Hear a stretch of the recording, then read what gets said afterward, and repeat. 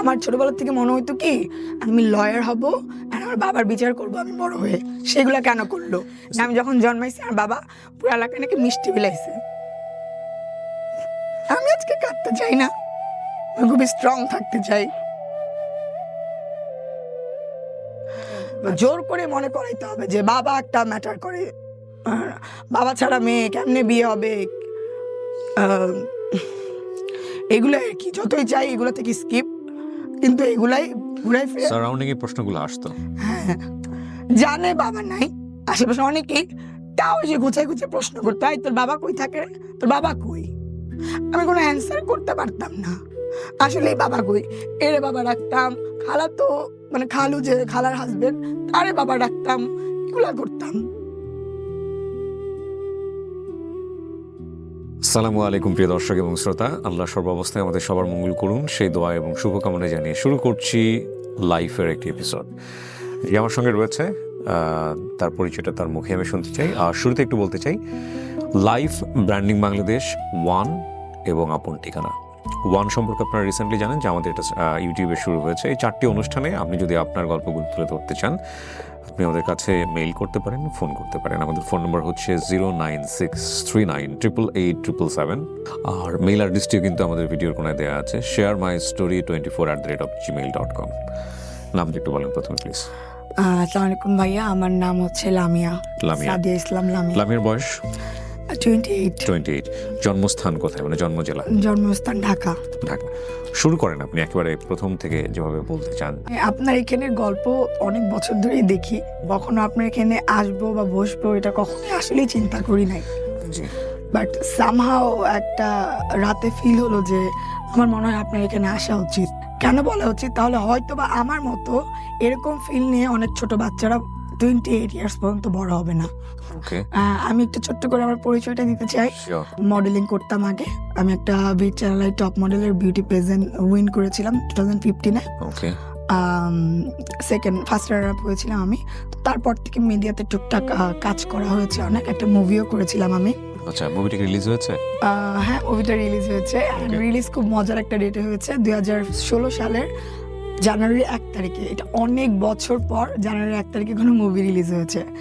And এখন আমি দুইটা বিজনেস করছি। একটা লামস ওয়ার্ল্ড, আমার ক্লোদিং একটা ব্র্যান্ড, ওয়েস্টার্ন আউটফিটের। আমি মানে যেটা পরে আছি এটা আমার ব্র্যান্ডের। অ্যান্ড একটা পার্লার আছে, এলিগেন্স মেকওভার। সো আমার এই লুক হয়তো বা আমার গল্পের সাথে যায় না, বাট আমি একটা শুটিং থেকে এসেছি। অ্যান্ড এইটা আসলে অনেক দিন যাবত ডেট আমার নেওয়া, প্রত্যেক দিনই আমি একটু একটু করে চিন্তা করি আসলে কি বলবো। সো আজকের ডেটটা আমি কোনোভাবে মিস করতে চাইনি দেখে আসলে এই লুকে আমার চলে আসা। লুক ইজ নট ম্যাটার, কারণ আমিও একটু আগে ঘুম থেকে উঠে এসেছি, আমি জাস্ট আপনার সঙ্গে আড্ডা দিতে। মানে আমার কাজটাই অ্যাকচুয়ালি এইরকম লুকেই থাকা, লাইক প্রেজেন্ট। সো যারা দেখবেন ক্ষমা সুন্দর দৃষ্টিতে দেখবেন, কাজই আমার। আচ্ছা, সো আমি একটু সামারি দিয়ে শুরু করতে চাই। সামারিটা হচ্ছে, আজকে 28 বছর বয়সে এসে আমার সামহাও একদিন রাতে ফিল হয় যে জন্মের পর থেকে এখন না হয় অনেক দোষ, বড় হয়েছি মনে হয় আমার জন্য, হয়তো কোনো ভুলের জন্য। বাট জন্মের পর তো একটা বাচ্চা নাকি ফেরেশতা থাকে, তার তো কোনো দোষ থাকতে পারে না। জন্মের পর থেকে এই পর্যন্ত আমার লাইফে যা যা যা যা হয়ে আসলো, এটার জন্য কোনোটাই আমার দোষে না, কোনোটাই আমি করি নাই, কিন্তু খুব মানে বাজেভাবে আমি সাফারার। সো এইটাই হচ্ছে সামারি অ্যাকচুয়ালি। কেন সাফারার পুরো গল্পটা আসলে যাব। আচ্ছা, সো বার্থের পর থেকে যাই। আমার বাবার নাম, আমার মার নাম, আমার বার্থ ডেট হচ্ছে 15ই আগস্ট। তো তখনকার কোনো কিছু আসলে আমি তো জানি না। ছোটবেলার থেকে আসলে মার সাথে থেকে বড় হওয়া, মার কাছ থেকে যেভাবে শুনে হয়েছি বড়। সো সেই পর্যন্তই আসলে আসা। জাস্ট 1 মাস আগে জানতে পারলাম মার কাছ থেকে আসলে অনেক কিছুই যেগুলো শুনছিলাম সেগুলোর অনেক কিছুই নাকি সত্যি না। আর আমি খুব অবাক হয়েছি, আর খুব কষ্ট পেয়েছি যে মানে কেন, ওয়াই একটা বাচ্চা ছোটবেলার থেকে মানে মিথ্যা শুনে কেন বড় হবে, বা আসলে কি মিথ্যা বা কোনটা সত্য। তো যেটা হইলো, আমার জন্মের 2 মাস পর মা আমাকে, মানে এগুলো আমার সব শোনা কথা বলতেছি, আমার মা আমাকে নিয়ে আসে বাবার বাহার থেকে। সামহাও তাদের কোনো ক্লাসের জন্য মেবি। সো নিয়ে আসে, অ্যান্ড সে আমাকে একাই বড় করতে থাকে, তার সাথে একাই আমার বড় হওয়া। অ্যান্ড বড় হতে হতে যেগুলো শুনতাম সেটা হচ্ছে তুমি যখন জন্ম হইছো, 15ই আগস্ট আমার জন্ম, তুমি যখন জন্ম হইছো তোমাকে হাসপাতাল থেকে ছাড়িয়ে আনার জন্য আমার হাতের আংটি স্বর্ণ এগুলো বিক্রি করে আর তোমাকে ছাড়াই আনতে হয়েছে। মানে আমার কাছে যদি শুনি একটা বাবা তার মানে সে এক্সিস্ট করে, বেঁচে আছে, তার ক্যাপাসিটিও আছে, আর তারা এখনো ডিভোর্সও না, তার বাচ্চা হয়েছে, সে নাকি হাসপাতালে ছিল না, তার মানে আমার মা নাকি যে স্বর্ণ টর্ণ বিক্রি করে হাসপাতালে বিল দিয়ে নাকি আমাকে ছুটাই নিয়ে আসছে। কারণ এই কথাটা যদি একটা বাচ্চা শুনে শুনে বড় হয় তাহলে তার বাবার প্রতি তার কিরকম ফিলিং মানে জন্মাইতে পারে। সো এই ফিলটা নিয়ে আমার বড় হওয়া। বাবার সম্পর্কে যেগুলো শুনতাম আর কি, যে তোমার বাবার ভালো ছিল না। আমি যখন প্রেগনেন্ট ছিলাম বাসায় গেছি, কাছ থেকে এসে দেখি এক পার্টি করতেছে। এগুলো আপনার মা বলতো? আমার মা বলতো আমাকে পার্টি করতেছে তোমার বাবাকে। শুনলাম, আমি তো আসলে কিছু জানি না, মানে কি যে কোত্থেকে কি বলবো, আমি এত কিছু গুছাই নিয়ে আসছি আসলে কোত্থেকে কিছু। আপনি ওটা মাথায় রাখেন না, আপনি গুছাই নিয়ে আসেন, আপনি জাস্ট আমার সঙ্গে গল্পটা করেন। হ্যাঁ আচ্ছা, সেটাই তো। এগুলো শুনতে শুনতে আপনি বড় হতেন, আপনার কোনো কোয়ারি তৈরি হতো না যে মা কেন এগুলো বলছে? কোয়ারি তৈরি হতো না। আমার ছোটবেলা থেকে মনে হতো কি আমি লয়ার হব আর আমার বাবার বিচার করবো আমি বড় হয়ে, সেগুলা কেন করলো। It's a very important story. আমি জানি না এখন আপনারা যতটুকু দেখেছেন, কয়েকটা মিনিট দেখেছেন, বাট আমি এখানে বলি যে এই গল্পটা যিনি বলতে এসছেন তাকে কোনোভাবেই আমি জাজমেন্ট করব না, প্রেক্ষাপটটা জাজমেন্ট করতে চাই। It's a very important story for any kind of broken family.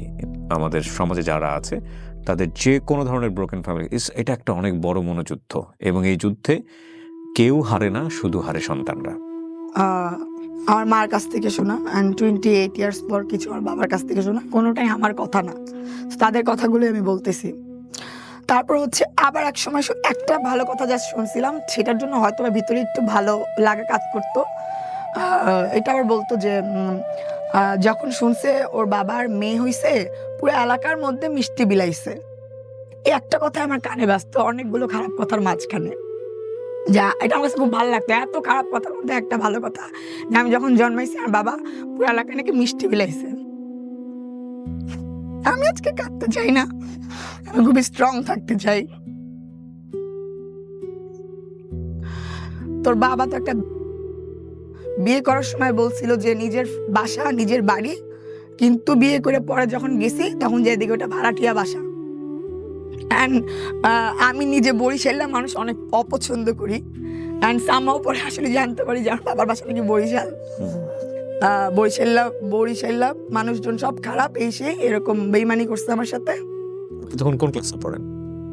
এগুলো না যখন আমার যেহেতু মনে আছে, কোন ক্লাস স্পেসিফিক বলতে পারবো না, যখন থেকে আমার মনে থাকার, যখন থেকে মেমোরি বিল্ড হচ্ছে তখন থেকে আসলে এগুলো শোনা।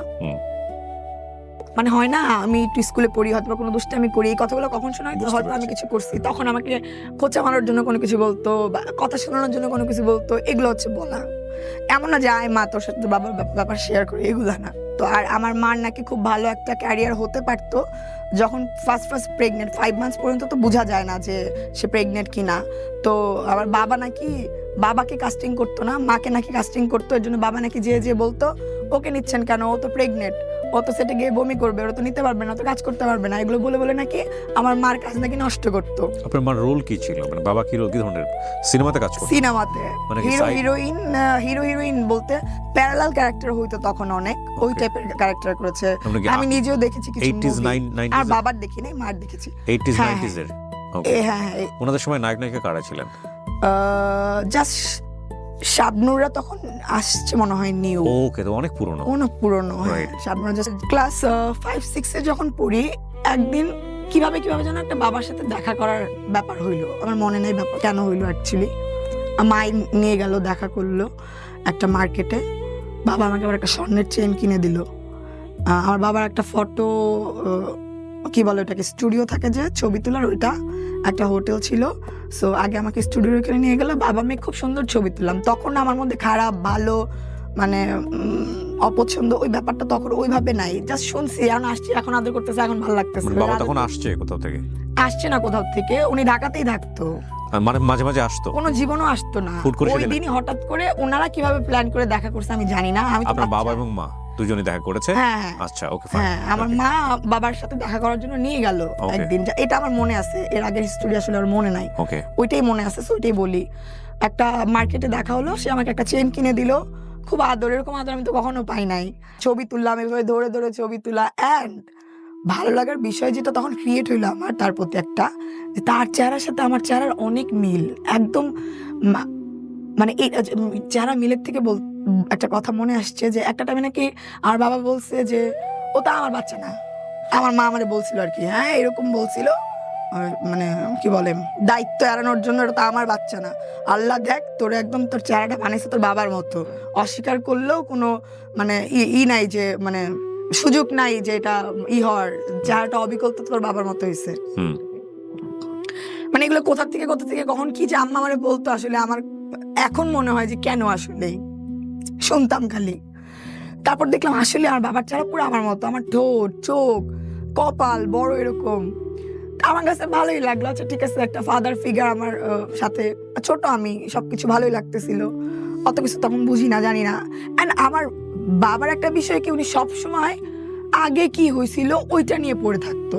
তখন আমি ছোট, একটা ভালো এনভায়রনমেন্ট গেল, একটা সার্টেন টাইম পর আম্মার সাথে ওই আগের কোনো বিষয় নিয়ে খোঁচাখুচি কথাবার্তা, এইটা হয়েছিল সেটা হয়েছিল, একটা বাজে এনভায়রনমেন্ট ক্রিয়েট করার চেষ্টা করতো সে সব সময়। তো যাই হোক, একটা সার্টেন টাইম পর, আর আমার মা হ্যাভি লেভেলের বদমেজে দিয়েছি, তো তারপর আমরা চলে আসি, তারপর আবার মনে নাই, আবার সে হারাই গেল।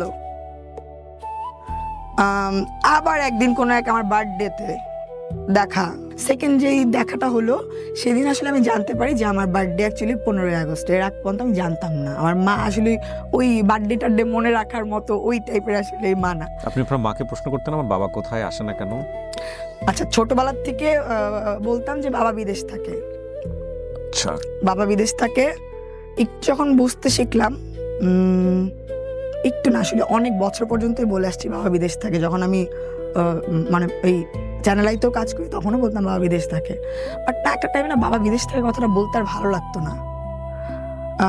একটা টাইমে বলছি যে বাবা মা একসাথে থাকে না, একটা টাইমে এটাও বলছি বাবা মারা গেছে।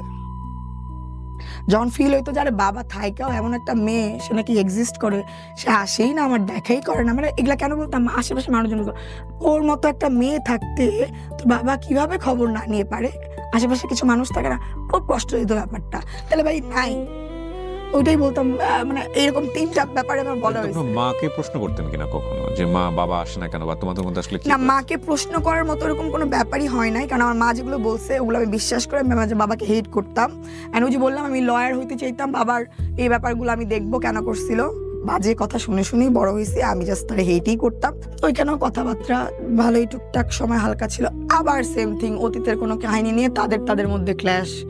আমি তো মানে কি হচ্ছে আসলে বুঝি না, আবার বুঝতেছি যে ভালো কিছু হচ্ছে না, হট টক হচ্ছে, ক্ল্যাশ, আবার চলে আসলাম। এই হচ্ছে 2বার দেখা। ওই বাবা ওই যে মিষ্টি বিলাই ছিল, আর ওই যে আমার জন্ম ডেট তার কাছ থেকে জানছি থেকে না, আমি না আবার ভাইয়া খুব অল্পতে খুব বেশি খুশি হই।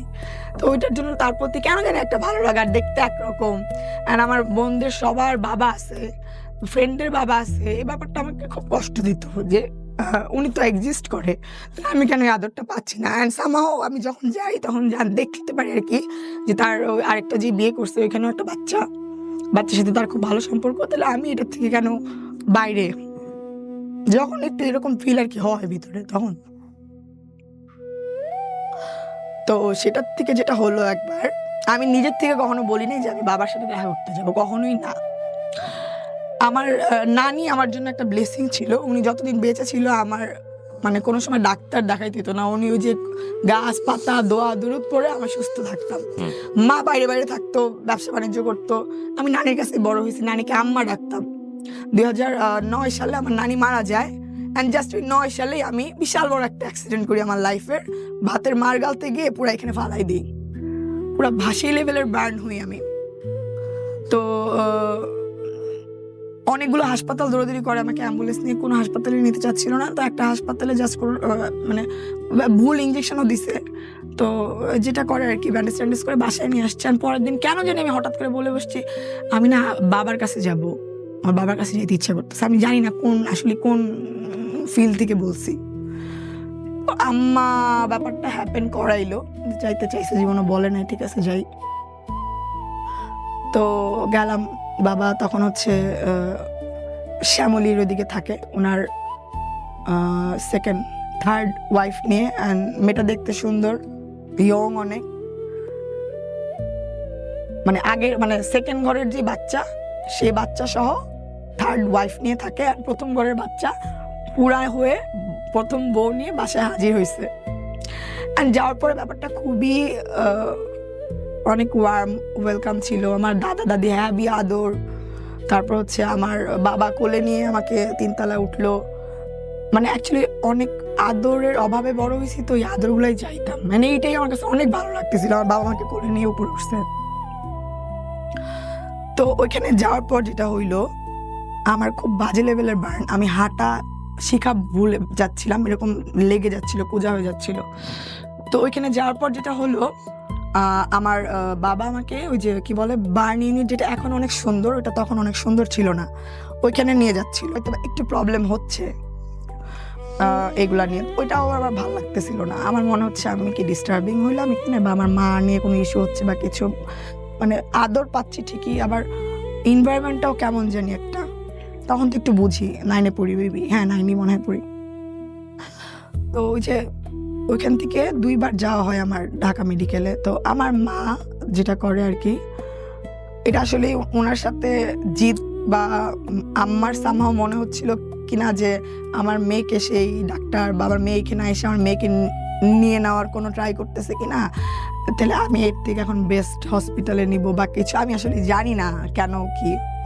তো যেটা হলো যে আমার চিকিৎসা অ্যাকচুয়ালি ভালো হচ্ছিল না এখানে। আমার মা শত হলো, মা তো ছোটবেলার থেকে বড় করছে, অতটুকু কষ্ট তো একটা মা দেখতে পারে না। তো মা যেটা বললো যে না, ঢাকা হাসপাতালে ওর চিকিৎসা ভালো হচ্ছে না, একটা সিটি হাসপাতাল ছিল, ওটা খুব ভালো ছিল ট্রিটমেন্ট, ওইটাতে নিয়ে যাই। তো বাবা বললো ওনার সামর্থ্য নাই ওই জায়গায় নিয়ে যাওয়ার, ওনার সামর্থ্য ওইখানেই ওইখানেই, মানে থাকে না একটু ঘাটতারা স্বভাবের, যেটা বলবে সেটাই, ওইটা না মানলে মানে না মানলে নাই, ব্যাপারটা এরকম। তো যেটা হইলো, আমার মা ওইখান থেকে আমরা বের হয়ে আসলাম, আমরা সিটি হাসপাতাল গেলাম, ভর্তি থাকলাম ওই জায়গায় প্রায় অনেক দিন। অ্যান্ড তখন ভালোই বুঝি আমি, বাবা প্রত্যেক দিন ওই মহিলাকে নিয়ে, ওই মহিলা কেন বললাম, মানে ওনার ওই থার্ড ওয়াইফকে নিয়ে আসতেন আমার এখানে দেখা করতে। প্রতিদিন সন্ধ্যার দিকে তারা বের হইতো ঘুরতে ফিরতে আর কি, অ্যান্ড আমাকে আমার সাথে দেখা করতে আসতো, দেখতে আসতো আর কি। বাট কোনো ফাইন্যান্সিয়ালি সাপোর্ট সে আর আমার মাকে করে নাই। কেন? ওইখান থেকে এখানে শিফট করা হইলো। তখন পর্যন্ত আপনার মার সঙ্গে কি আপনার বাবার ডিভোর্স হয়ে গেছে? ডিভোর্স হয়ে গেছে, বাট আমি জানতাম না, এখন জানি। আমি জানতাম যে না, তারা আলাদা থাকে, আমি অনেক বছর পর্যন্ত জানি তারা আলাদা থাকে। তো তারা আলাদা থাকলে সে বিয়ে করে কেমনে একটার পর একটা, মানে অলমোস্ট 3টা।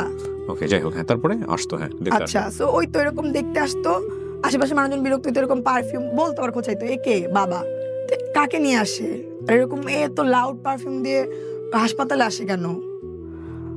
আমি তো একটু বুঝি, তখন ব্যাপারগুলো আমার কাছে ভালো লাগতেছিল না। যাই হোক, এরকম আসতো, জাস্ট দেখা দেখে চলে যেত। আমার কাছে মনে হতো দোষ ফুরাইতো আর কি। তখন আমার কাছে ফিল হচ্ছিল, এতদিন শুনছি এখন দেখতেছি, তো এখন ফিল হচ্ছে যে না, ব্যাপারটা আসলে কেমন জানি, ইটস ওকে। তা আমার চিকিৎসা শেষ সিটি হাসপাতালে, ওইখান থেকে আমরা বাসায় চলে যাব। তো সেই দিন আমার ফিল হয় যে না, আমার তার আগ পর্যন্ত মনে হচ্ছিল যে দেখি বাবার সাথে একটু থাকা ট্রাই করি, আদর তো পাই নাই, এখন একটু বড় হয়েছে, দেখি এখন একটু আদর পাই কিনা। তখন কেন জানি মনে হচ্ছে না, দরকার নেই আদরের। আবার মনে হচ্ছে ওই ফ্যামিলিতে হয়তো বা আমরা ব্যাড বাস হয়ে যাচ্ছি, ইটস ওকে, যেরকম ছিলাম ওরকমই থাকি।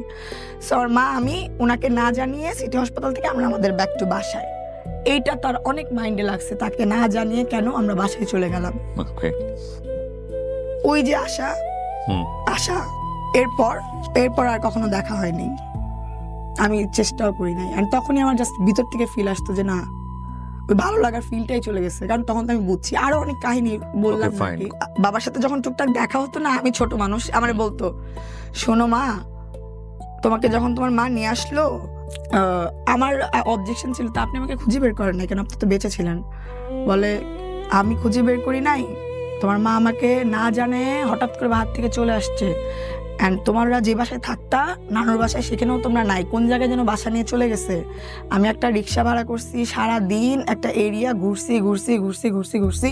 তারপর একদিন একটা বাসায়, মানে সেই দিনই একটা বাসায় তোমার জামা কাপড় জালনায় লাড়া দেখে মনে হয়েছে যে এটা মনে হয় তোমাদের বাসা। সো আমি বাসায় গেছি, তোমাকে দেখছি, তোমাকে দেখতে গিয়ে তোমার মা আমাকে জেলের ভাত খাওয়াইছে। ওকে, এটা আপনি ক্লাস 9-এই জানেন? না, এটা হচ্ছে ওই যে ওই আগে যে এটা মিস করে গেছিলাম, যে আগে যে 2-1 বার দেখা হয়েছিল না, ওই সময়টাতে বলেছে? ওই সময়টা ও বলতাম না, খালি আগের বিষয় নিয়ে টানতো। তখন যাওয়ার পর এর জন্য তার প্রতি ওই যে দেখা করার যে একটা ফিল আসছিল মেবি এগুলার থেকে, যে আম্মা কেন এরকম করছিল, আমাকে তো সে খুঁজতে গেছিল, কি একটা সিনেমাটিক ব্যাপার না। সো আপনারা এক ধরনের সিম্প্যাথি গ্রো করেছে। হ্যাঁ, যে আমার বাবা সে আমাকে তাকে উইদাউট নোটিস আমাকে নিয়ে আসছে, এন্ড সে একটা এরিয়া খুঁজে খুঁজে খুঁজে খুঁজে বারান্দায় কাপড় ডেকে বের করছে যে তার মেয়ে কোন বাসায় থাকে, এন্ড সেই মেয়েকে দেখতে গেছে দুধ টুধ নিয়ে নাকি, এন্ড তার জন্য নাকি তার জেল খাটতে হয়েছে। এটা তার লাইফের একটা দাগ হয়ে গেছে, মেয়ে দেখতে গিয়ে জেল কেন খাটতে হইলো।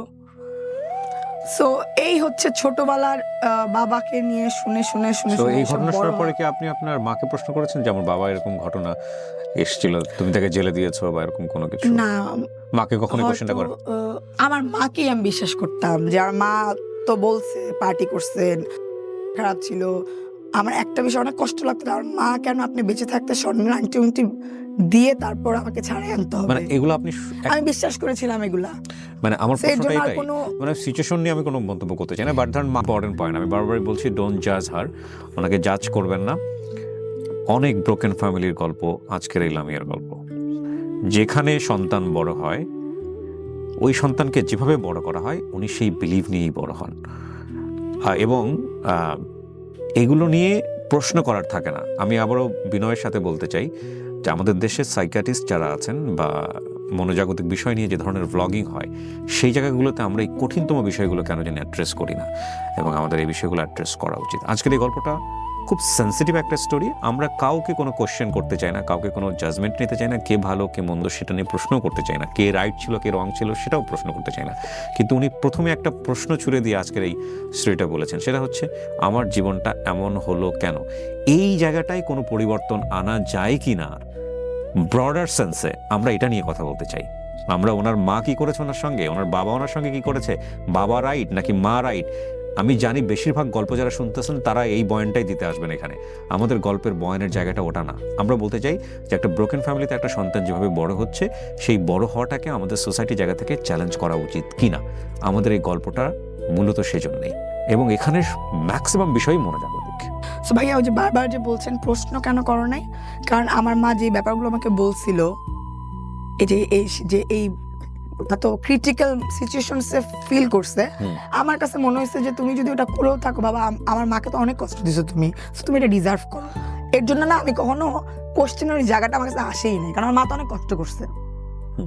সো এটা এখন মানে মনে হইলো, এর জন্য বললাম যে কেন আসলে কোশ্চেন আমি কেন করিনি, ওটা আমার মধ্যেই মনে হইতো যে আমার মারে তো অনেক কষ্ট তুমি দিছো, তো কি হয়েছে তুমি খুঁজছো, অ্যান্ড সামহাও খুঁজে পড়ে কি হয়েছে, আমি তো সেই একাই বড় হয়েছি, যে এরকম কি বলে জেলখানা খাটলো বাচ্চা দেখতে গিয়ে। এটা সত্যি কেটেছে সে? হ্যাঁ কেটেছে। ওকে, যেহেতু বাচ্চা দেখতে গিয়ে সত্যি জেলে গেছে? হ্যাঁ সত্যি জেলে গেছে।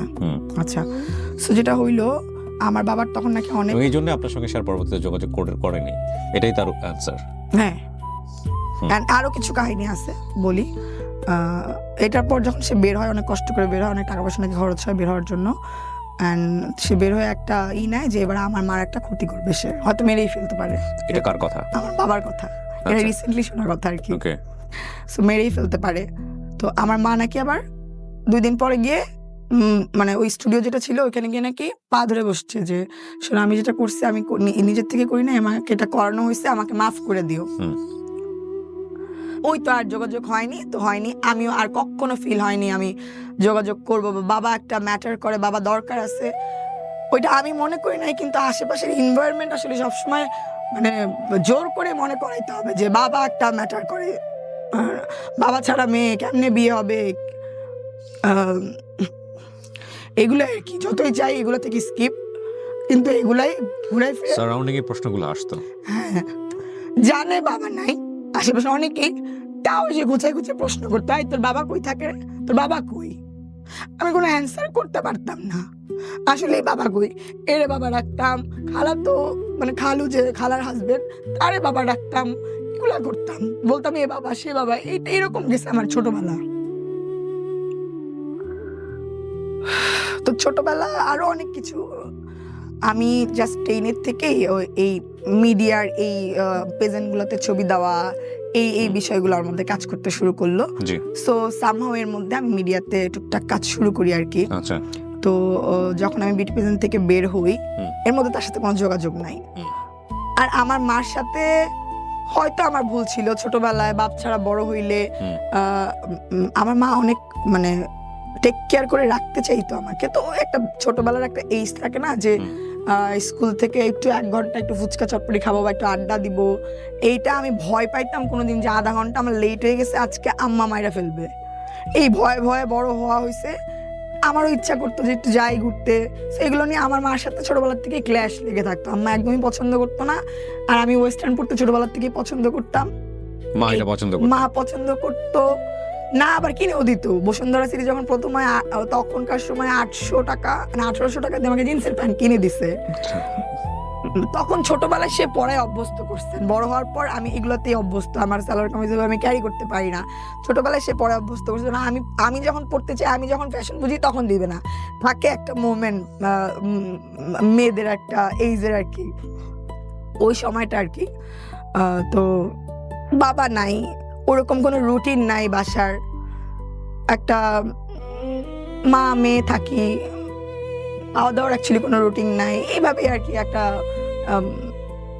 অগুছালো একটা আর কি রুটিন লাইফ হয়ে বড় হয়। Very important topic, very important. বাবা থাকলে যেটা হয়, আমি আসলে যেটা দেখি বাইরে, বাবা অফিস থেকে আসে, একটা খাবারের জোন হয়, একটা টাইমিং থাকে, ওই ব্যাপারগুলো কখনো আমি অ্যাকচুয়ালি সংসার থাকলে যেটা হয়, সংসার থাকলে যেটা হয়, মানে সংসার বলতে আমরা কমপ্লিট একটা সংসার বলতে যেটা বুঝি। হ্যাঁ, মানে আমি আমার ফ্যামিলিতেই দেখতাম এরকম অদ্ভুত সিচুয়েশন, আশেপাশে সবাই খুব গুছানো, আর আমার এই ব্যাপারটা খুবই ভালো লাগতো, আমি চাইতাম, বাট সামহাও আমার কপালে ছিল না। এন্ড এর জন্য আমার নিজের অনেক ইচ্ছা ছিল আমি সংসার করলে অনেক সুন্দরভাবে সংসার করব। আচ্ছা, সো যেটা হইলো, আমি মিডিয়াতে কাজ করা শুরু করলাম। এই আমার মার সাথে একটা ঝগড়াঝাটি ক্ল্যাশ ব্যাপার সবসময় ছিল। অ্যান্ড আমার মাও একটা খিটখিটে মেজাজে ছিল অনেকদিন, মানে তার লাইফে কেউ নাই, সব যার আমাকে পাইলে সব কিছু আমার উপরে দিয়ে উঠানোর চেষ্টা করতো। এবং মা ট্রাইও করে নাই মনে হয় আপনার জন্য। আমার জন্য কি ট্রাই করেনি? মানে তার সেকেন্ড লাইফ বা বিয়ে-শাদী করা, এগুলো আমি আসলে কিছু শেয়ার করতে চাচ্ছি না, অনেক কিছু আছে, এগুলো আমি শেয়ার করতে চাই না। আমি এখানে ইন্টেনশনালি বা ইচ্ছাকৃত কাউকে ভালো কাউকে খারাপ কিছু করতে চাই না। একদম যেটা হয়েছে, যেটা শুনছি, যেটার ফিল, আমি জাস্ট সেটাই বলবো। আমার মাকে ভালো করব, বাবাকে খারাপ করব, বা আমি কিচ্ছু না, যেটা হয়েছে আমি সেটাই শেয়ার করব। তো তার সাথে আমার এরকম একটু খোঁচাখুচি সম্পর্কে তা আমি একটা টাইমে না বিরক্ত লাগতেছিল। এত মানে মারামারি করতো আম্মা খুব, মানে কেন এরকম, মানে মারামারিও ঠিকঠাক, আম্মা করতো। ধরেন আমরা 7 নম্বরে আমাদের নিজেদের একটা বাড়ি ছিল, টিন সেট। আমার পাশের বাসায় আমার শেয়ার করা ঠিক হবে কিনা জানি না, বাট আমি শেয়ার করতে চাবো, কারণ একটা ছেলে বা একটা বাবা ম্যাটেরিয়াল বাসায় থাকলে মনে একটা মা এইভাবে স্ল্যাং ইউজ করতে পারে না। যেটা আমি শুনে বড় হয়েছি, আমি এটা শেয়ার করবো অবশ্যই। আমার পাশের বাসায় 2 তলায় বাসা, আমার মা যদি আমাকে গালি দিত, তো একটা টাইম ছিল হচ্ছে কারেন্ট চলে যেত 1 ঘন্টা করে, ওই 1 ঘন্টা করে আমাদের মানে ছুটি থাকতো যে আমরা বেরোবো, তো তোর মা তো আজকে তোরে দিছে ঠিক মতো, সবাই শুনে ফেলতো বলতো যে অপোজিটে দোতলায় আমার ফ্রেন্ড থাকতো, ও শুনতো, ও পরে বলতো আজকে তোরে দুপুরে এমন দিছে কেন রে। কি লেভেলের যে স্ল্যাং, আমার এটা বলা উচিত হবে কিনা জানি না, বাট কি লেভেলের যে স্ল্যাং, ও মাই গড। এর জন্য আমি একটু বিরক্ত ছিলাম যে মারো, তুমি গালিগালাজ করো কেন। ওইটা থেকে ফিল হতো যে আমার বাবা থাকলে মনে হয় তুমি এগুলা করতে পারতা না, কেউ বলার থাকতো। যে দেখতাম খালুদের মা কেউ দোষ করলেও কিছু বললে যে চিল্লাইতো, আয় কেন বলছো, এই ব্যাপারটা আমি কোনো পাই নাই। তো আমার মার সাথে একটা খিটখিটা ব্যাপার তখন থেকে আর কি একটা টাইমে আসলে ক্রিয়েট হয়। আচ্ছা, সো একটা টাইমে আমি মুভি যখন করি, আমি ভালো ইনকাম শুরু করি, আমি ছোটবেলার থেকে আসলে টুকটাক ইনকাম শুরু করি। তো আমার কেন জানি মনে হইলো আমি ভালো ইনকাম তখন করতেছি, ভালোই কি বলে ফ্যামিলিতে দিচ্ছি, মনে হচ্ছে যা মানে জিদ করি যে আব্বুর সাথে যেয়ে থাকবো এখন। ওকে জিদ থেকে হয়তো আম্মুকে দেখাবো এখন, আমি এত কিছু করে এই করি, তুমি এমন করো কেন আমার সাথে, আমি বাবার সাথে যেয়ে থাকবো। সামহাও আমি নাম্বার ম্যানেজ করি, তাকে ফোন দেই, একটা চাইনিজ ওই শ্যামলির ওইখানেই লাঞ্চে দেখা করি আমরা। আর আমার সন্ধ্যায় অথবা কোনো কাজ ছিল, আমি একটু তাড়াহুড়াতেও ছিলাম, আর শেয়ার করলাম যে আম্মা এরকম করে, আমি খুব বিরক্ত, বাট আমি আলাদা বাসা নিতে চাই, কিন্তু আমি তো একা একা থাইকা অভ্যস্ত না, সবসময় তো মার সাথে থাকছি, আমি কার সাথে থাকবো, তাহলে চলো তুমি আমি মিলে থাকি। মানে মানে এটা কেন করছে আমি জানি না, তার সাথে তো ওই বন্ডিংও আমার না, বাট আমি আবার খুব সহজে মিশতে পারি। ওই না যে বলতেছিলাম হ্যাঁ চলো যে থাকে, আমার অনেক জ্বালাইছে, তোমার জ্বালাইছিল তো টুকটাক আব্বুর কাছে শুনছি না, তো হ্যাঁ জ্বালাইছিল ঠিকই ছিল, চলো এখন আমরা একসাথে থাকি। তো সামহাও আমার মনে নাই তার কাছ থেকে তখন পজিটিভ ওই রকম কোনো অ্যান্সার মেবি আমি পাই নাই। তো ওই যে চলে আসছি, তারপর আবার তার সাথে যোগাযোগ হয় নাই। সিনটা অ্যাকচুয়ালি আমার মনে নাই, বাট একটা কোনো নেগেটিভ থট আমার কাছে দিছিল, যেটার জন্য আমার মনে হয়েছিল থাক মাই ভালো, মার কাছেই যাই, কেন থাক আমার সাথেই তো আছে, কোথাও তো যায় নাই। ছোটবেলার একটা সিন মনে আছে যে তাকে নিয়ে কেউ হয়তো বা অ্যাব্রোড যাওয়ার প্ল্যান করতেছিল, আমি জড়াই ধরে কাঁদতেছিলাম।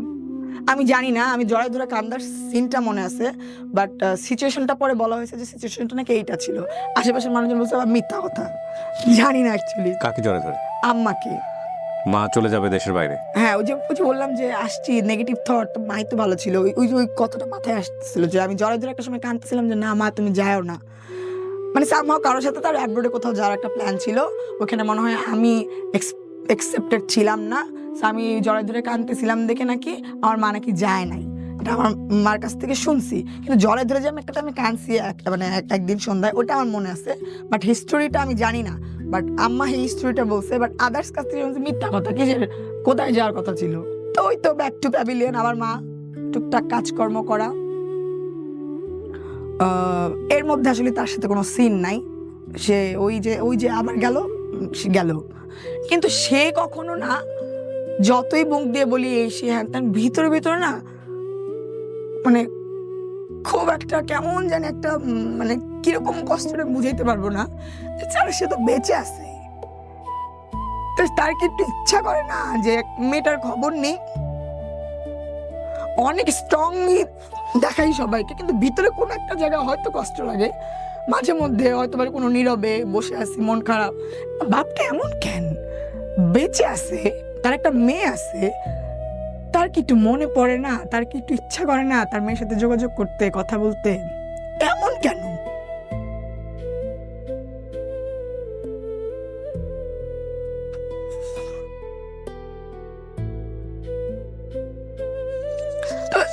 আমি তাকে নিয়ে আমার ভালো কোনো থটস আর নাই। ওই যে হাসপাতাল থেকে যাওয়ার পর তো ব্যাড থটস নিয়ে গেছি, ওই সেকেন্ড যখন থাকার প্ল্যানে আসলাম তখনও ব্যাড থটস নিয়ে গেছি, তো তার জন্য আর কোনো ভালো কিছু আসলে আর ভিতরে নাই। আমার মা যা বলছিল তো তা তো আসেই অ্যাডেড, অ্যান্ড বড় হওয়ার পর আমি যেভাবে জাজমেন্ট করছি যে আম্মার কাছ থেকে এতদিন শুনছি, অ্যান্ড আমি বড় হওয়ার পর এটা ফিল পাইছি, সো সবই রাইট। বাদ এই চ্যাপ্টার, মা আছে, মারে নিয়ে থাকতে থাকি। ইন দ্য মিন টাইম যেটা বলতেছিলাম যে আমি ভিট চ্যানেলে টপ মডেলের ফার্স্ট রানার ছিলাম, ওইটার একটা গ্র্যান্ড ফিনালে হয়, সো ওইটার যে কোরিওগ্রাফার ছিল Tanzil Alam, Eagles dance company, তার সাথে আমার একটা ইন্টিমেসি হয়, ওখান থেকে একটু প্রেম, সো প্রেম করে মানে মিডিয়ার থেকে একটা বিয়ের পর আমি প্রথম 31st নাইট পালন করছি, ব্যাপারটাই অন্যরকম আমার কাছে লাগতেছিল। সো বাবা কি হয়েছে, মা কি হয়েছে, কোনো কিছুই আমি আর ওই ব্যাপারটা আস্তে আস্তে ভুলেই যাচ্ছিলাম। বাট আপনার বিয়ের আগে কি মানে লাইক আপনার স্পাউস সে কি আপনার পাস্ট জানতো, যে সব কিছু জেনে শুনে শেয়ারিং এর ব্যাপারটা তো ইম্পর্টেন্ট, না যেটা ফার্স্ট দেখায় যখন ফার্স্ট কথাবার্তা, বাবা কই থাকে, বিদেশ থাকে, বললাম যে ওই পর্যন্ত বিদেশ থাকে, বলতাম বিদেশ থাকে, ওটাই বলছিলাম। বাট যখন বিয়ের ব্যাপারগুলো ফাইনাল হচ্ছিল তখন বলছি, শেয়ার করছি আমি যে এই কিন্তু ইস্যু। এটা কি কোনো ম্যাটার করেছে তার কাছে? না, তার কাছে কোনো ম্যাটার করে না এটা। ওকে, আমাদের বিয়ের স্টোরিও অনেক মানে সিনেম্যাটিক স্টোরি, ওটা সেটা কি আপনার ফ্যামিলি থেকে সাপোর্ট ছিল, লাইক বাবার? না, আমার ফ্যামিলি থেকে, বাবা তো নাই সিনে, ওকে, আমার ফ্যামিলির সাপোর্ট ছিল না, আমার যুদ্ধ করে আমার বিয়ে করতে হয়েছে। আমার মনে হয়েছে, এটা কেন মনে হয়েছে, ওই যে আশেপাশে প্রতিবেশী যারা ছিল তারা বলতো তোর মার জন্য তো তোর কোনো ভালো করে বিয়ে হবে না রে, কেমনে কি করবি, তুই একটা ভালো প্রেম করে নিজের বিয়ের ব্যাপারটা ক্রিয়েট করিস। এগুলো শুনতাম আমি, সত্যি কথা, পাশের বাসার যদি দেখে তাহলে বুঝবে যে হ্যাঁ একটা সময় বলছিলাম। অ্যান্ড বিয়ের পরেও একটা কমেন্টস পাইছি, লামিয়া তোর মা একলা হইলেও দূরের থেকে যতটুকু পারবি সাপোর্ট করবি। আমি জানি না এটা বলা ঠিক হবে কিনা, বাট আমি যেটা শুনছি আমি এটা বলতে চাই। দূরের থেকে, যেহেতু তোর মা একা তোর সাথে নিয়ে বড় হয়েছে, বাট দূরের থেকে যতটুকু পারবি হেল্প করিস, একসাথে নিয়ে কিন্তু আবার থাকার চিন্তা করিস না, তাহলে কিন্তু তোর সংসারটা টিকবে না রে। কারণ তারাও ওই যে তাদেরকে ছোটবেলা থেকে, মানে ছোটবেলা বলতে কি একদম থাকে না, অনেক বছর ধরে একসাথে ছোট বড় হওয়া, সামনে বিয়ে হওয়া, অনেক কিছু দেখে আর কি তারা পাড়া প্রতিবেশী। তো ওই কথাটা আমার খুব কোট করছে যে মাকে নিয়ে থাকার প্ল্যান কিন্তু করো না, সংসার কিন্তু টিকবে না। এই কথা একটা প্রতিবেশী একটা মাকে নিয়ে একটা মেয়েকে মানে কেন বলবে? সংসারে আপনি মাকে নিয়ে থাকবেন এরকম মানে পরিকল্পনা? আমার মা যেহেতু একা, সারা জীবন তো আমি তার সাথে ছিলাম, এখন আমি বিয়ে হয়ে গেছি, শ্বশুর বাড়ি গেছি, সে তো একা থাকতেছে এখানে। এখন সামহাও যদি আমি মাকে নিয়ে থাকার প্ল্যান করি বা এরকম কোনো কথাবার্তা হচ্ছিল, এর জন্য পাশের বাসার এক আন্টি বলতেছিল, লামিয়া শোনো একটা বুদ্ধি দিই। এই আন্টিটাই ওই তো আগে বলছিল, তোর মা বা তোর বিয়ে শাদীর তো কোনো প্ল্যান নাই, কি করবে না করবে, তুই নিজে বুঝে ভালো দেখে একটা প্রেম করে বিয়ে করিস, বলতো এগুলো আর কি। সিঙ্গেল মাদার বড় হয়েছিস, একটা ভালো বিয়ে করতে হলে, ফ্যামিলিগত বিয়ে করতে হলে বাবার দরকার পড়ে, এই সেই। তো নিজেরটা নিজে বুঝে ভালো দেখে বিয়ে করিস, নিজেরটা নিজে বুঝে, এগুলো আর কি শুনতাম আর কি আমি ছোট তখন। তো বিয়ের পরে হচ্ছে যে ওইটা শুনলাম যে এরকম প্ল্যান কিন্তু করেছে, সংসার কিন্তু টিকবে না। তখন তো আমি অনেক কিছু বুঝি যে আমার মার তো একটা মানে একটা ক্যারেক্টার আছে একটু, তো আচ্ছা ঠিক আছে, একটু দূরত্ব বজায় রেখে ভালো সম্পর্ক মেনটেন করাই ভালো, কারণ আমার প্রিভিয়াস লাইফে তো তার সাথে আমার কাইকেচাল ছিলই। সো একটা সুন্দর ব্যাপারে আসি যেখানে কোনো প্রতিদিন গালিগালাজ নাই, ঠান্ডা এনভায়রনমেন্ট, শান্তি শান্তি একটা ব্যাপার, কোনো ঝগড়াঝাটি নাই। আল্লাহ সামহাও হয়তো চিন্তা করছিল জন্মের পর থেকে এত বছর কষ্ট করছিস, তোর কিছু একটা টাইম দেই একটু ভালো থাকার জন্য। ওই 4টা বছর খুব লাইফ আমার ভালো ছিল। সো আপনি বিয়ে শাদী করলেন এবং সংসার জীবন শুরু হলো, কিন্তু আমি যতটুকু জানি যে আপনার হাজবেন্ড এখন জেলে আছেন, সেটাও একটা গল্প, বিশাল বড় গল্প। এবং জেলে থেকে প্রায় 5 বছর যাবত জেলে, না তারও লম্বা সময় ধরে, অলমোস্ট 5 ইয়ার্স। আর এটা প্রথম আপনার মুখ থেকে বলছেন, হয়তো অনেকেই জানবে এই বিষয়টা, এটা কেউই জানতো না। নাম কি তার? তানজিল আলম। তানজিল আলম। উনি একজন কোরিওগ্রাফার। ইগলস ডান্স কোম্পানি, বাংলাদেশের স্বনামধন্য একটা ডান্স প্রতিষ্ঠান। সব মানে ধরেন একদম জ্যাকলিন ফার্নান্ডেজ যখন আসছিল ওদের কাজটাও আমরা করছি, নোরা ফাতেহি যে আসলো ওইটার কাজটাও আমরা করছি। সো ভালোই, ইটস ভেরি রিনাউন্ড ওয়ান। এবং ওনার লাস্ট রায় হয়েছে মৃত্যুদণ্ড। জি। সেটা একটা ডিফারেন্ট চ্যাপ্টার, এবং যেহেতু এটা একটা আইনের বিষয়, এই বিষয়গুলো নিয়ে আমরা ইনডিটেইলি হয়তো বা যাবো না, কিন্তু ওনার কোশ্চেন হচ্ছে যে আসলে ওনার অপরাধটা কি, রাইট? এই সংসার জীবনে মানে ওনার হাজবেন্ড যে অবস্থায় আছেন সেটার পেছনে ওনার কোনো হাত নাই, ওনার ছোটবেলায় বড় হওয়া যেটা সেটার পেছনে ওনার কোনো হাত নাই। Question is why she. আমিও বলতে চাই ওয়াই মি। ছোটবেলা থেকে শুনে শুনে বড় হই যে বড় আঙ্গুল থেকে পুরো আঙ্গুলটা বড়, তোর ভাগ্য অনেক বড়, কপালটা 5 আঙ্গুলে, তোর ভাগ্য অনেক ভালো। আর ভাগ্য না ভালো হয়েও ভাগ্যটা ভালো স্টে করে না, এটা আমার দোষ।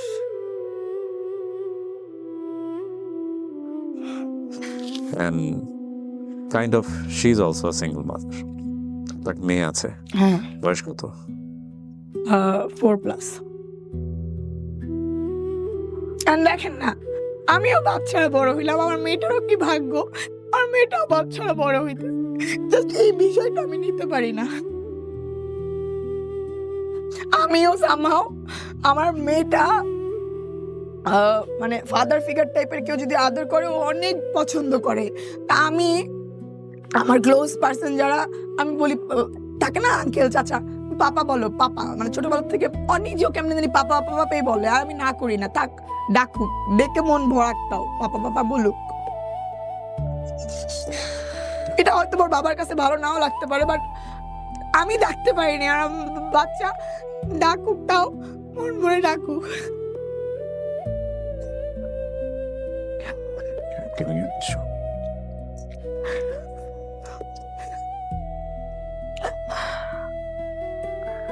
না, আমার লাইফের সব থেকে বড় কষ্টের বিষয়টাই এখন এটা যে আমি পারি নাই, আমার মেয়েটারও কেন এমন হইলো।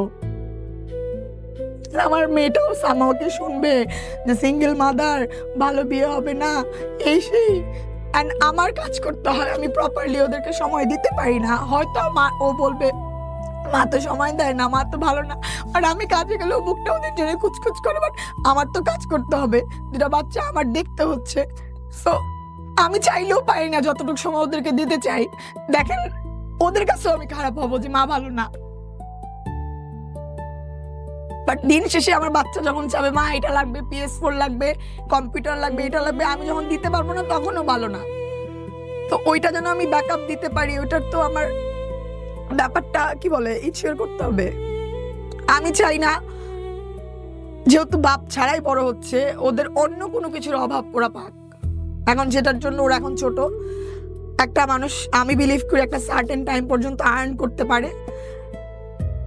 সো আমি টুকটাক আর্ন করে একটু ব্যাকআপটা রেডি রাখি, তারপর ভাই সময় ঘোরা, কি কিনবি না কিনবি তখন সব যখন দিব তখন আর মাকে দোষ দিবি না। এটা আসলে আমার ফিল।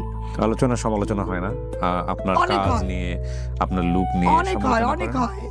আমি এখন আর কেয়ার করি না অ্যাকচুয়ালি। আমি 2 দিন না খেয়ে থাকবো, আমি দুঃখে থাকবো, কষ্টে থাকবো, কেউ একবেলা এসে আমাকে ভাত দিবে না, কথা বলতে পারবে, কেউ 2000 টাকা দিয়েও হেল্প করবে না আপনাকে। তো তোরা যখন হেল্প করবি না, তোরা কথা বলবি কেন? আর কথা বললে বল, আমারটা আমি জানি, আমি বুঝি, আমারটা আমার করতে হবে। আচ্ছা, এই অনুষ্ঠানে আমি একটু বলি ওনাকে, উনি আমাকে যখন হোয়াটসঅ্যাপ করেন, ওনার হোয়াটসঅ্যাপে আসছে হচ্ছে ল্যাম্পস ওয়ার্ল্ড নামে। Ji right, ji. So lamps world. তো আমি প্রথমে তো এটা খুব একটা আগ্রহ দেখিনি, কারণ এরকম অনেক হোয়াটসঅ্যাপ আমার কাছে আসেন যারা স্টোরি বলতে চান। দেন আমি ওনার পেজে গেলাম, উনি আসলে কি করেন বা ওনার কাজগুলোকে একটু দেখার চেষ্টা করলাম। পরে আমার কাছে মনে হলো যে শি ইজ অ্যান এন্টারপ্রেনার। তো উনি, আপনার পেজের নাম কি বললেন? Lamps world. আমি আমাকে সবাই ছোট্ট লাম ডাকে, তো ওই প্রেক্ষিতে ল্যাম্পস। ওখানে গেলাম, গিয়ে আমি দেখলাম, তারপরে উনি আমার স্টোরি একটা সামারি পাঠালেন। তো আমি সাধারণত মনে হলো যে ঠিক আছে, লেটস শুনি, মানে শুনলেই যে প্রচার করতে হবে বিষয়টা এরকম না। তো আমি ভাবিও নাই যে বলবেন শুনি, আমি এটা এক্সপেক্টও করি নাই। আমি জাস্ট একটা টাইমে রিসেন্টলি আমার বাবার সাথে কথা বলার পর সে রাখার পর আবার সে একটা ফোন দিল। ফোন দিয়ে সে খুব কান্না কান্না একটা মুডে বলতেছে, বাবা রে, জন্মের পরও তুই এরকম কষ্ট পাইলি, বিয়ের পরও তুই শান্তি পাইলি না। খুব স্যাড স্যাড কান্না কান্না ফেসে। আমি খুব স্ট্রং ছিলাম, ওনার ওই টোন আর ওই কথাটা না আমাকে কেন জানি খুব বুকে জোরে আঘাত দেয়। আমি জাস্ট শোয়ার থেকে উঠে ড্রয়িং রুমে বসে সোফাতে বসে আপনাকে আমি মেসেজটা দিই, কেন দিই আমি জানি না, আমার কি দোষ। সো ইউ লিসেন মাই। আমি দেখতাম, ভালো লাগতো আপনার ওই ব্যাপারগুলো, যে মা খুঁজে পায়, বাচ্চা খুঁজে পায়, এগুলো আমি খুব দেখতাম, ভালো লাগতো। কিন্তু কখনো আসবো এটা কখনো চিন্তাই করি নাই। কারণ কেন চিন্তা করবো, আমার তো কেউ হারাই যায় নাই। জাস্ট 1 মাস হবে না, মেবি 1 মাস অলমোস্ট হবেই। হ্যাঁ, কত তোরে খুঁজতেছে, ফোন নাকি ধরস না? বাবা খুঁজতেছে মানে আমি সেদিন অনেক ব্যস্ত, আম্মা এই কথা বলতেছে ফোন ধরস না নাকি। নর্মাল, তোর বাবা ফোন দিতেছে ফোন ধরস না নাকি। আর তার আগে তাদের সাথে একটা কনভারসেশন মেবি হয়েছে, আমি না এতটা বদার ফিল করি নাই। আচ্ছা ঠিক আছে, এত বছর তো আমিও ওয়েটে থাকছি, আমি কাজকর্ম শেষ করি, বাবা একটু ওয়েট করুক, সমস্যা কি। আমাকে আম্মা নাম্বার পাঠালো, এই যে নাম্বার, অনেক বয়স্ক মানুষ অনেক কষ্ট করে নাম্বার খুঁজে বের করছে, ফোন দে। সেদিন আমার মা ভয়েস টেক্সট, একটু পরপর ফোন দিছস, কথা বলছস, দেখা করার প্ল্যান কর, পাগল হয়ে গেছে সেদিন আমার মা। আমি অবাক, কেন, ওয়াই? আমার কাছে তার এই ব্যাপারটা একদমই ভালো লাগে নাই। বাবা ফোন দিছে, এক্ষুনি দেখা করার প্ল্যান কর, কালকে ডিনার করার প্ল্যান কর, এই সেই হ্যান ত্যান, পুরো ব্যাপারটা আমার কাছে কেমন জানি লাগতেছিল। আরে আমি কাজ করতেছি, দৌড়াইতেছি, ওনার জীবনে একটা জিনিস হ্যাপেন্ড হয়েছে, এখন এটা আমি করি, আমার কাছে ভালো লাগে নাই। সো যাই হোক, আমি তাকে ফোন দেই নাই। সেই দিন বা তার পরের দিন মনে হয় সে নিজেই আমাকে ফোন দেয়, আননোন নাম্বার। হ্যালো, আসসালামু আলাইকুম, কে? আমি তোমার বাবা। আমি তখনও বাইকে অনেক দৌড়ের উপর, বাবা আমার মোবাইলে অ্যাকচুয়ালি চার্জও নাই, আর আমি একটা কাজে যাচ্ছি, টুকটাক কনভারসেশন চলতেছিল আর কি, এরকম। ও, ওই যে বললাম তার কথা শুরুতেই হচ্ছে থাকে এই যে, বাবা এত বছর একবার প্রয়োজন মনে করলা না একটু খবর নিতে। আমি একটাই বাইকে চলাকালীন অবস্থায় তাকে রিপ্লাইটা এটাই দিলাম, আসলে বাবার কাছ থেকে ওইরকম কোনো ফিল আমি পাই নাই যে বাবার খোঁজ নিতে হবে, খবর নিতে হবে, এর জন্য আসলে নেই বাবা। কষ্ট করে তোমার নাম্বারটা ম্যানেজ করছি, তখন আমি জানি না সে কি করে, তখনও আমি জানি না যে আমার বাবা কি করে। এটা মনে হয় পরে শেয়ার করলেই ভালো হইতো। সো আমার আশেপাশে টুকটাক অনেকেই তো জানে ব্যাপারটা, বলতেছে কি, এই তুই কথা বলছ না কেন, ফোন দিয়ে কথা বল, আঙ্কেল মনে হয় অনেক টাকা পয়সার কোটিপতি হয়ে আসছে, ছোটবেলা থেকে যা যা পাস নাই সব 28 বছরের টা একবারে এখন শোধ করবি, নিবি, এই সেই। আমার আশেপাশে বলতেছে, এই কথা বলছ না, বল দেখ কই থাকে কি করে। আমি একদমই ইন্টারেস্টেড না, কি করে না করে তার দরকার নাই আমার কিছু। আমি এখন অনেক নিজে যতটুকু পারি ভাই আমি অনেক হ্যাপি। ছোটবেলা থেকে যখন দরকার ছিল তখন পাই না, এখন দরকার নাই। তো আমি বাসায় যাই, সেদিনকে রাতে আমি তাকে ফোন ব্যাক করি। ব্যাক করার পর সে আমাকে বলতেছে, ওই যে তখন কথাটা বললাম বা ফিল হয় নাই, কেন বাবা, বাবার দোষ কি ছিল? ওই সেম কথা আবার ঘুরায় ফিরে যেগুলো শুনছি সেগুলোও আছে, আর নতুন কিছু জিনিস আছে। তোমাকে খুঁজতে গিয়ে জেল খাটলাম, এই বাবার খবর নিতে তোমার প্রয়োজন মনে হলো না? আমি না একদম ওপেনলি শেয়ার করবো আপনার সাথে, আপনার কেটে দিতে ইচ্ছা করলে কেটে দেবেন। মানে একটা মার বিষয় নিয়ে, একটা বাবার কাছ থেকে, বাবা নিয়ে এতদিন শুনছি, মা নিয়ে শুনতে গেলে কেমন লাগে ব্যাপারটা আমি আপনাকে বলতে চাই। বলেন প্লিজ। তারপর আচ্ছা, তো রাত্রে আমি তাকে ফোন ব্যাক করলাম এন্ড 4-5টা কোশ্চেন দিলাম। ছোটবেলার থেকে আসলে তোমাকে নিয়ে যেগুলো শুনে বড় হয়েছি, এন্ড ওই যে পড়ার সময় যখন তোমার কাছ থেকে ব্যাক আসছি, ছোটবেলা এন্ড বড়বেলার ফিল নিয়ে আমার আসলে মনে হয় নাই তোমার সাথে আমার যোগাযোগ করা উচিত। আমার মনে হয়েছে তুমি তোমার একটা জগৎ, তোমার একটা ফ্যামিলি নিয়ে তুমি ব্যস্ত, সো তোমাকে ডিস্টার্ব করা মনে হয় না আমাদের ঠিক হবে। আমি তোমার কাছে কিছু কোশ্চেন করি, এগুলোর অ্যান্সার দাও, অ্যান্সার দেন, আপনি করে কথা বলতেছি।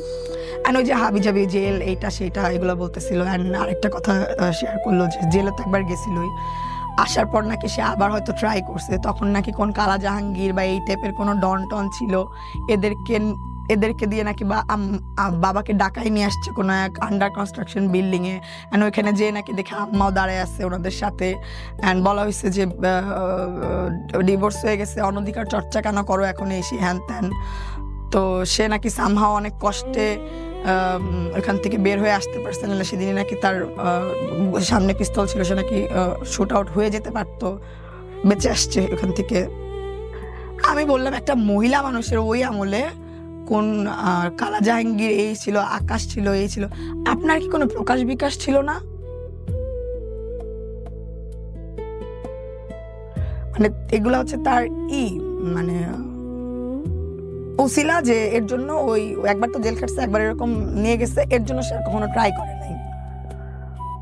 আমি যখন শুনতেছি তখন আমি কি, শোনেন, আমার সাথে যদি এখন এরকম কিছু হয়, ওর বাবা বের হওয়ার পর যদি ওর বাবার মনে হয় আমি বাচ্চা কাচ্চা ঠিক মতো পালন করতে পারি না বা কিছু বাচ্চা নিয়ে যাবে, আমাকে 50 বার যদি জেল কাটায়, কালা জাহাঙ্গীর করে, এই করে সেই করে, আমি যতদিন আমি এই শ্বাসটা চলবে ততদিন যাবত আমি একটা মেয়ে হয়েও ট্রাই করে যাব যে না, আমি যেন আমার বাচ্চাকে আমার মতো করে পাই, হোক বাবার কাছেই থাকুক, বাট আমিও যেন পাই ওইটা। আমি আমার লাস্ট নিঃশ্বাস পর্যন্ত ট্রাই করে যাবো। একটা মেয়ে মানুষ হয়ে এখন আমার ফিল, আর এটা যদি কখনো আমার সাথে হয় আমি এটাই করব। আপনি যে কথাটা বলতেছেন, আপনার এই কথাতে আমি একদমই মানে কি বলে ইমপ্রেস হইতে পারলাম না। সে একটা মেয়ে মানুষ, তার প্রকাশ বিকাশ আছে, আপনি একটা ছেলে মানুষ, আপনার কোনো আকাশ বিকাশ ছিল না এটার ফিডব্যাক দেওয়ার জন্য?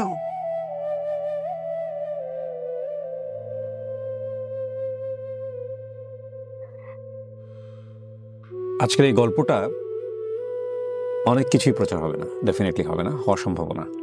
প্রথম কথা হচ্ছে এটা, তবে আমি শুনেছি, খুব মনোযোগ দিয়ে শুনেছি, কারণ আমার কাছে মনে হয়েছে যে এইসব বিষয়গুলো আপনাকে না বলে আপনিও হয়তো ক্লিয়ার না, ডেফিনেটলি না। আমি আপনাকে সামনে বসেই বলছি, আমি অনেক কিছু মিউট করব, অনেক কিছু ফেলে দিব যতটুকু। তবে আমার গল্পের মূল জায়গাটা, যেটা আমি এতক্ষণ ধরে ওয়েট করছিলাম যে আমি আপনাকে প্রশ্ন করতে পারবো, আপনার কাছ থেকে আমাদের অনেক কিছু শেখার আছে। শেখার জায়গাটা কি, মানে কয়েকটা কোশ্চেনই জিনিসটা হয়ে যাবে। আপনার বয়স 28, আপনি নিজেও এখন আপনার মেয়েকে দিয়ে বোঝেন যে আপনি যে সিচুয়েশনের মধ্যে আছেন, মানে কিভাবে আপনাকে বড় করলে, আপনার বাবা মায়ের জায়গা থেকে যদি বলি আমরা, তারা দুজন সেপারেট হয়ে গেছে, বাট আপনার বেটার বড় হওয়ারটা কিভাবে তারা দিতে পারতো। এই ডিভোর্স বা এই সেপারেশনটা আনএভয়েডেবল, এটা মেনে। প্রথম কথা হচ্ছে যে ডিভোর্স কোনোভাবে প্লিজেন্ট জায়গা থেকে হয় না। এক্সেপশন ক্যানট বি এক্সাম্পল, যে আমরা দুজন খুব সুখে আছি, কোন একটা থার্ড পার্টির কারণে আমাদের ডিভোর্স হয়ে গেল, সেটা অন্য জিনিস। বাট দুইজন মানুষ দুজনের কাছে এক্সট্রিম লেভেলের অপ্রিয় হলে এবং সম্পর্কটা মারাত্মক লেভেলের টক্সিক পর্যায়ে চলে গেলে, যখন আর বিয়ার করা যায় না, তখনই ডিভোর্সের পর্যায়ে যায়, ঠিক আছে? তো এই ডিভোর্সের জায়গাটাকে অনেকেই মিটিগেট করে সন্তানের জন্য বছরের পর বছর একই দেয়ালে থাকে, এবং সেটাও যে খুব বেটার একটা সলিউশন সেটা আমরা সেই জায়গায় যেতে চাই না। কিন্তু আপনার বাবা মা পুরাই অন্যরকম, আপনার বাবা মায়ের জায়গাটা যে আমরা অ্যাকসেপ্ট করে নিলাম যে তারা হ্যাপি কাপল ছিলেন না, তারা ডিভোর্স হয়ে গেছেন, ঠিক আছে, তা উইথ ডিউ রেসপেক্ট। কিন্তু আপনাকে বড় করার জায়গাটায় কিভাবে তারা বড় করলে আপনি আজকের এই জায়গাটায় বসে অনেক বেটার ফিল করতেন, জাস্ট আমাকে এটা বলেন। ছোটবেলার থেকে বাবা ছিল না বিধায় অনেক দূরছাই হয়ে আসলে মনে হয়েছে আমি বড় হচ্ছি। কি করতে পারতো আপনার বাবা বা কি করতে পারতো আপনার মা? বাবা থাকলে আমার সাথে অনেক কিছু যেগুলো হয়েছে এগুলো হয়তো বা হইতো না, সাহস পাইতো না, অনেকে কিছু বলে দিল। বাবা কিভাবে থাকতে পারতো ডিভোর্সের পর? করা একটা ব্যাপার না এগ্রিড, কিন্তু বাবা থাকতে পারতো কিভাবে আপনি আমাকে এটা বলেন। মানে বাবা ডিভোর্স হয়ে যাওয়ার পর থাকতে পারতো কিভাবে? সে চাইলে থাকতে পারতো, সে এমন না অনেক দূরে থাকে, একই এরিয়ার 1 ঘন্টারও কোনো ডিস্টেন্স না, সে চাইলেই তো এখন যেটা করতেছে। এখানে আপনার মার কোঅপারেশন কি জরুরি ছিল? মানে আপনার বাবা থাকার জায়গাটা, আমার মার কোঅপারেশন কি ছিল না ছিল, আমার মা এতদিন ধরে আমার যা আছে স্টিল না আমার সাথে আছে, তার জন্য তার সকল দোষ ত্রুটি আমার কোনো দোষ ত্রুটি না, কারণ সে আমাকে নিয়ে আসে। তুমি তো চাইলে পারতা, সেটা তো সে চেয়েছে বোধহয়, কারণ সে ওই আমলে একবার চাইছিল, তারপরে এতদিন চাইলে না। তুমি নাকি এই যে আর যে কিবরিয়ার শো নাকি দেখতা, এটাতে নাকি তোমার পছন্দ ভালো লাগতো, তাহলে তুমি ওই ছোটবেলায় 50 বছর আগে একবার চেষ্টা করছো, এটাই তোমার এখন আমার বলার 2টা জিনিস রয়েছে। তো এই শোতেও আসতা, তারপরে ট্রাইটা কই তোমার, এই শোতে আসতা, বলতা আমার এরকম হয়েছে, আমার মেয়েকে আমি চাই, মেয়ের সাথে দেখা করতে দেয় না। প্রথম কথা হচ্ছে যে লামিয়া, আমার শোটা আসলে ট্রায়ের জায়গা না, আমার শোটার একটা গ্রেট লার্নিং মানে আছে। কিন্তু আপনি যদি আপনার এই অনুষ্ঠানটা আমি যদি প্রেসাইজলি আনতে পারি আমাদের সামাজিক যোগাযোগ মাধ্যমে, এখানে একটা জিনিস দেখেন, ব্রোকেন ফ্যামিলি তে বড় হচ্ছে, কিন্তু কথা হচ্ছে আমার কথা হচ্ছে এরকম একটা ফ্যামিলিতে বড় হওয়ার পরেও বাচ্চাকে একটা বেটার লাইফ দেওয়া যায় কিনা, এই জায়গাটায় ধরেন আপনার বাবার ভূমিকা কি থাকতে পারতো, মায়ের ভূমিকা। আর আপনার যে ধরনের কথা শুনে শুনে আপনি বড় হয়েছেন পারস্পরিক জায়গা থেকে, বাবা বলেছে মায়ের এগেনিস্টে, মা বলেছে বাবার এগেনিস্টে, এই জায়গাটা তো আপনি কোনোভাবেই জাজমেন্টে নিতে পারেন না। আপনার কখনো মনে হচ্ছে মা রাইট, কখনো মনে হচ্ছে বাবা রাইট, কখনো মাকে ভালো লাগেনি, কখনো বাবাকে ভালো, কখনোই মনে হইতো না। বাট আমার মার কাছ থেকে যা একটা জিনিস শুনলাম তখন আমি জাস্ট ভেঙে চড়ে গেছি, রাইট। এটা বলবো এই দুইটা জায়গাটা কি দুজনে যদি দুজনের সম্পর্কে না বলতো তাহলে কি বেটার হতো আপনার জন্য? হ্যাঁ, দ্যাটস মাই পয়েন্ট। এই 28 বছর পরে সেসব ফাইজলামি করার দরকার ছিল না। That is my point. আমি ভালো ছিলাম। আমি শুধু একটা জিনিসই বলতে চাচ্ছিলাম আজকের এই গল্পে, সেটা হচ্ছে সন্তান দুজনের মাধ্যমে আল্লাহ পৃথিবীতে পাঠান, দুজনই কোনো না কোনোভাবে একটা সংসার না টিকানোর জন্য দুজনই কোনো না কোনোভাবে এখানে ব্যালেন্স করতে পারেননি। কে পেরেছেন কে পারেননি সেটা বড় বিষয় না, বিষয়টা হচ্ছে মিউচুয়াল রেসপেক্টের জায়গা থেকে, সমঝোতার জায়গা থেকে এরকম হওয়া উচিত। আমরা including me, I am not giving advice, হওয়া উচিত। যেহেতু মা হিসেবে সে দুনিয়াতে নিয়ে এসছে, সুতরাং তার জায়গা থেকে অ্যাক্সেস থাকবে, বাবা হিসেবে যেহেতু নিয়ে এসছে তার জায়গা থেকে। হ্যাঁ, তারপরে আমরা ডিফারেন্ট ফ্যামিলিতে চলে যাই, কিন্তু এই বাচ্চার মুখের দিকে তাকিয়ে এটা একটা খুবই কমপ্লেক্স একটা জায়গা। কারণ সংসার জীবনে দেখা গেল ছেলে পরবর্তীতে যাকে বিয়ে করছেন, বাবা যাকে বিয়ে করছেন, তিনি হয়তো কোনোভাবেই এক্সপেক্ট করছেন না যে তার সন্তান বা তার প্রিভিয়াস ওয়াইফ সেখানে একটা নর্মাল অ্যাক্সেস থাকুক, সেটাকে খুব সহজভাবে নিতে পারেন না, ভাইস ভার্সা, সেটা মহিলার জায়গা থেকে হতে পারে। কিন্তু আমরা আসলে কোনো উদাহরণ সেট করতে পারি কিনা, আমি এই গল্পটা প্রচার করে আমি আসলে ইনভাইট করতে চাই, যদি এরকম কেউ থেকে থাকেন যে না ব্রোকেন ফ্যামিলিতেই হয়েছে কিন্তু তারপরও বাবা এবং মা খুব সুন্দরভাবে জিনিসটাকে মেনটেন করেছেন, এবং এটা নিয়ে তাদের মধ্যে কোনো ধরনের কোনো শ্লাঘা নেই, এটা নিয়ে তাদের মধ্যে কোনো ধরনের কোনো কষ্ট নেই, যে না, যে বাবা যেভাবে বড় করেছেন, মা যেভাবে বড় করেছেন, তারা ডিভোর্স হয়ে যাওয়ার পরেও এই বড় হওয়াটা বেস্ট বড় হওয়া ছিল, এবং সন্তান হিসেবে তারা দুজনকে নিয়ে প্রাউড ফিল করেন। আমি এই রকম সন্তানকে খুঁজতেছি আজকের এই এপিসোডটা প্রচার হওয়ার পরে, বিকজ আমি কিছু এক্সাম্পল সামনে নিয়ে আসতে চাই। দেখুন, divorce is a part of life, divorce হবেই, ডিভোর্স হওয়া উচিত। কারণ একটা মানুষ একটা টক্সিক সম্পর্কে সারা জীবনে কেন থাকবে? এটা রিলিজিয়াসলিও যেমন অ্যাকসেপ্টেবল, তেমনি সামাজিকভাবেও অ্যাকসেপ্টেবল। মেয়ের ভালো লাগছে না, হাজব্যান্ডের ভালো লাগছে না, ওয়াইফের ভালো লাগছে না, টিকতে পারছে না, ভাই জীবনটা তো একটাই, ঠিক আছে, বেটার অপশন আপনারা জানেন, ফাইন। কিন্তু সন্তানের ওপরে সন্তান এফেক্ট হবে, কিন্তু সন্তান একটা ট্রমার মধ্য দিয়ে বড় হবে, সে কখনো বাবার পক্ষে, কখনো মায়ের পক্ষে, মার কাছ থেকে বাবার সম্পর্কে। আমি জানি না ডেঞ্জারাসটা আমি হয়তো শুনবো আপনার কাছ থেকে, কিন্তু কতটুকু আনতে পারবো এখানে। কিন্তু আমি যেটা বলতে চাই যে এই এনভায়রনমেন্টটা থেকে বের হয়ে আসার জন্য কি করা যেতে পারে, এবং এটার একটা ইনস্টিটিউশনাল ফ্রেমওয়ার্ক থাকা উচিত কিনা, যে ডিভোর্স হয়ে যাওয়ার পরে সন্তানকে বড় হয়ে যাওয়ার জন্য যে একটা কাউন্সিলিংয়ের জায়গা বাবা মাকে বা সন্তানকে, যে ঠিক আছে ফাইন এইভাবে বড় করা উচিত, রাষ্ট্রীয় জায়গা থেকেও একটা সুন্দর অবয়ব থাকা উচিত কিনা। এবং এটা খুবই ডিফিকাল্ট একটা জায়গা, কিন্তু এটা নিয়ে আমাদের মনে হয় কাজ করা উচিত, কারণ যে হারে ডিভোর্সের সংখ্যা বাড়ছে সারা বাংলাদেশে, সাফারার তো সন্তানরাই হচ্ছে, এবং সেই সন্তানের সাফারিং, বাবা মা সাফারিং তো ডেফিনেটলি হন, কিন্তু সবচেয়ে বড় সাফারিং তো এরা হন।